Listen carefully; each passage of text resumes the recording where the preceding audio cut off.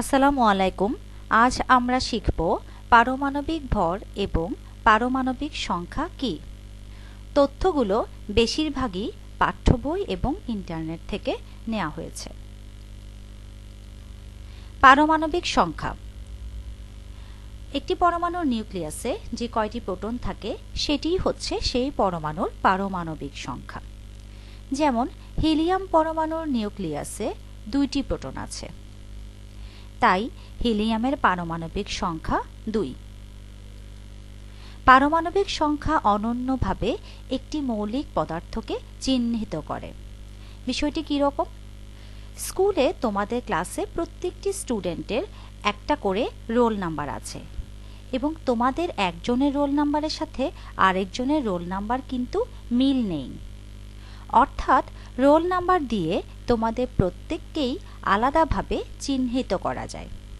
ঠিক একই রকমভাবে এই পৃথিবীতে যে 118টি মৌলিক পদার্থ আছে তাদের প্রত্যেককেই আলাদাভাবে একটি সংখ্যা দিয়ে চিহ্নিত করা যায়, আর সেই সংখ্যাটি হচ্ছে পারমাণবিক সংখ্যা।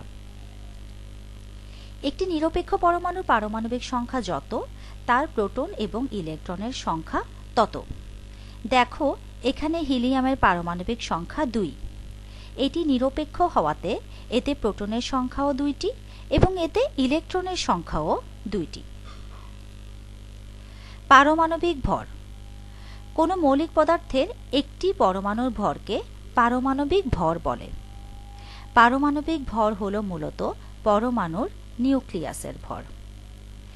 এখানে হিলিয়াম পরমাণুর নিউক্লিয়াসে 2টি প্রোটন আছে এবং 2টি নিউট্রন আছে।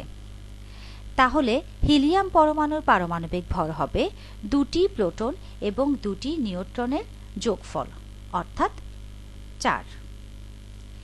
এখানে He দিয়ে হিলিয়ামের সংকেত বোঝানো হয়েছে, 4 দিয়ে হিলিয়ামের পারমাণবিক ভর বোঝানো হয়েছে এবং 2 দিয়ে হিলিয়ামের পারমাণবিক সংখ্যা বোঝানো হয়েছে।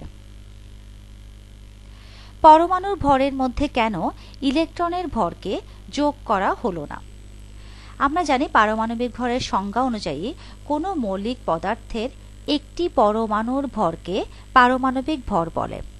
পরমাণুর মধ্যে 3টি কণা থাকে, প্রোটন, নিউট্রন এবং ইলেকট্রন।